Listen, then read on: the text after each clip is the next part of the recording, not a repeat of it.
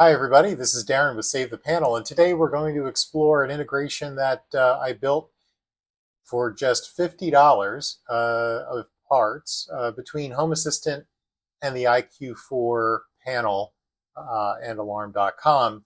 And this is really to satisfy a need I had in my own home for turning on a nightlight and a series of nightlights the way I wanted to in the middle of the night. So am I crazy? Is this a special use case? Yes, it probably is. But the concepts here are pretty cool in that they can spark a lot of ideas and things you can do. So we're going to go through the nitty gritty of how this is wired and why in the world you'd want to do this. I have put in the description time markers for the various pieces of this, so you can skip around as you need to. I'll try not to get too detailed, but detailed enough so you could possibly replicate this in your own environment.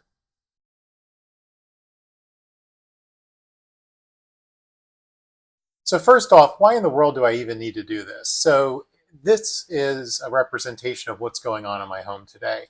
I know we're all smart home enthusiasts and we love to do things on our own, especially in Home Assistant and Habitat and those things.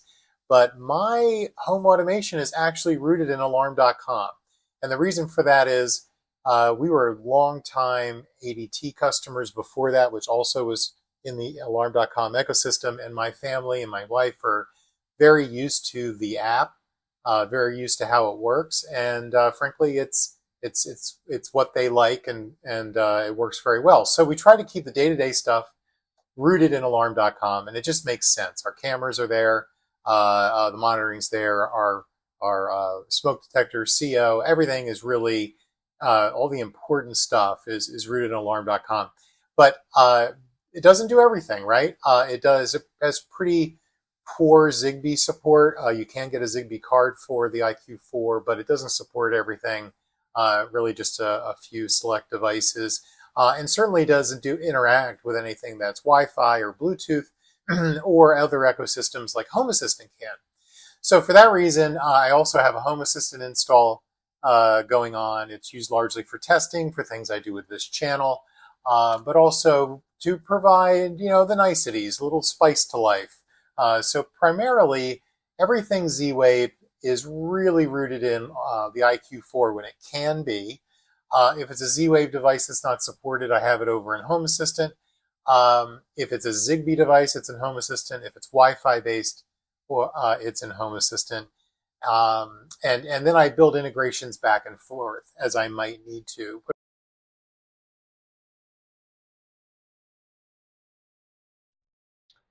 So the Internet of Things devices that are important to this particular example is, again, this nightlight scenario. What do I mean by nightlight scenario? I get up in the middle of the night because the dog needs to go out.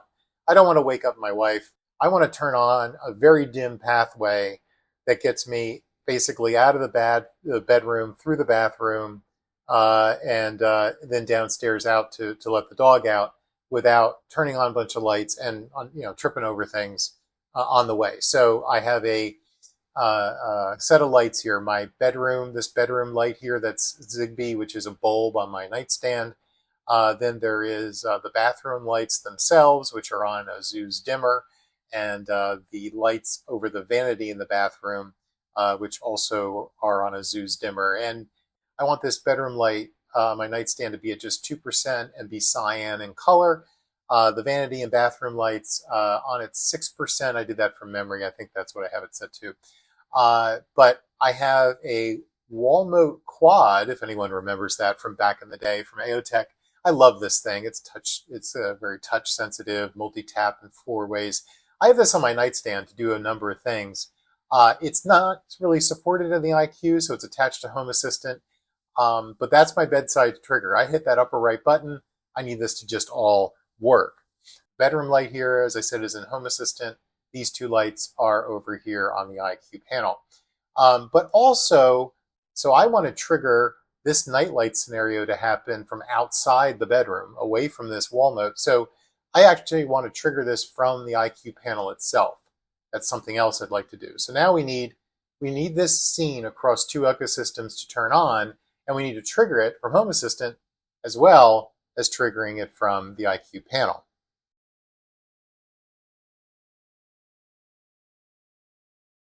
So to accomplish this, my thought was, let's get a couple of relays involved here, ones that can talk on behalf of Home Assistant and ones that can talk on behalf of the IQ panel. Now, what's very neat here is a couple of things. This is the Zooz Zen 58 relay, which I did another video on. Here's what it looks like. It's a nice little device. And what I really like about this Zooz Zen 58 is that it can trigger scenes in alarm.com and has full scene support. So on this one switch input here, I can do a single tap, double tap, triple tap, and so forth, a hold, and trigger a number of scenes from just one pair of wire, which is very handy. So what I need to do though is I need to emulate a single tap, double tap, triple tap, and so forth from Home Assistant in some way. And if anyone watched my other video about my entry into the Shelly Smart Home contest, I had done something very similar to this, although with all Shelly devices. And what happened there was I was doing multi-tap with a Shelly 1 Gen 4, but I was using it Zigbee connected. And what I found was the Zigbee network was just not that reliable, right? So if I did a triple tap, say, sometimes the network was fast and would register it as tap, tap, tap. Other times it would stutter or be a little slow, and it might register as a double tap, or it might register as a single tap and ignore the other two taps because it was just not good cadence of the emulated taps. So for that reason, I connected this with Wi-Fi. Connecting the Shelly relay with Wi-Fi is lightning fast. As a matter of fact, I had to add some milliseconds of delay between the taps so that it would register properly. But I've tested this to death, and that definitely worked very well. We did have to set some parameters in these two devices. So in the Shelly, we set the input mode to a switch, not a button. We set the switch to detached. And just to make things clean, when the unit powers on, the relay should be turned off. Over here on the Zen 58, here we set parameter 5 to 2, which means that input is a momentary switch. We set parameter 6 to 0, which turns off inclusion mode. So if we do a triple tap, more or less, we don't accidentally put the device into inclusion mode. We wouldn't want that. We want the scene to actually be played in alarm.com. And for parameter 11, we set it to 0, which actually enables that input trigger. By default, that is disabled.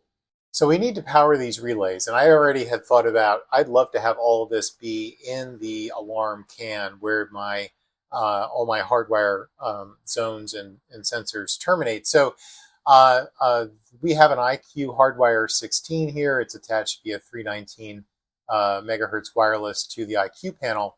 And it does have a 12 volt output, but I was concerned, I didn't want to overtax this in terms of power load. So I did run this little test here of both relays in a closed state. How much power do they pull?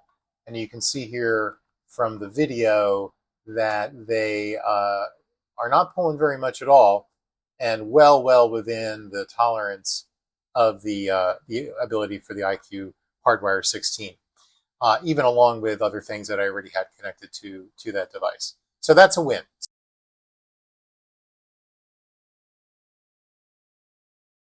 Okay, so step one is we need to connect these two relays together so the triggers from Home Assistant can make it into the Zen 58. So we simply attach the dry contact relays here to the switch input on the 58, and that will let us trigger scenes in IQ. But wait, hold on a second. This would actually work, right? I mean, we can set up a scene over here in alarm.com and have it be triggered, and that life would be good. We could stop now, but why would we? Because if you've ever triggered scenes in alarm.com, they can be riddled with intermittent delay. They do work. They work fine, but they are unpredictable. I've seen delays from 4 to 4 to 15 seconds on average on a bad day. And not to say anything negative about alarm.com, but sometimes 9 o'clock in the morning on a Monday, I've noticed some scenes that go to ADC come back slower. And I really wanted something more reliable and faster. The other way to do this is, of course, connect somehow into a sensor input on alarm.com, or excuse me, on the IQ4, instead of using scenes. So that would mean taking one of these zones here on the IQ hardwire and putting a pair of wire on there and cause a circuit to close. From there, that's a different automation. That automation, you set it in alarm.com in the cloud. However, it actually downloads that and puts it in your IQ4 panel and runs it locally.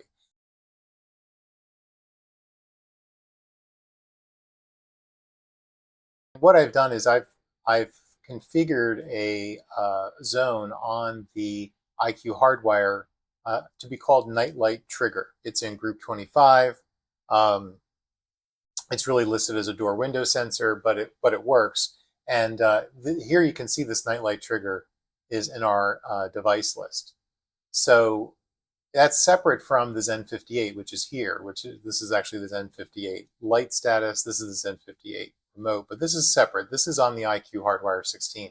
So that allows us to make this automation. So when that Nightlight Trigger is opened, we're going to dim, it's 2%. I said 6% earlier. To turn these two things on at 2%, and then when this closes, we're gonna turn off the lights. This is going to happen much faster, typically 1 second, sometimes less than 1 second, because we're triggering not off of a scene, but we're triggering off of the actually a sensor on the security side of the system. That's a big win. We're going to take a break here and continue this project in a second video. Part 2 will be released in about a week, so keep an eye out for it. We'll even have some bonus discussion about a Zooz DC signal sensor relay in addition to finishing this project. Thank you for watching. I hope this video helps you on your home automation journey. Please like, follow, and subscribe, and join the fun by creating an account on our forum, SaveThePanel.com. Until then, I'll see you online.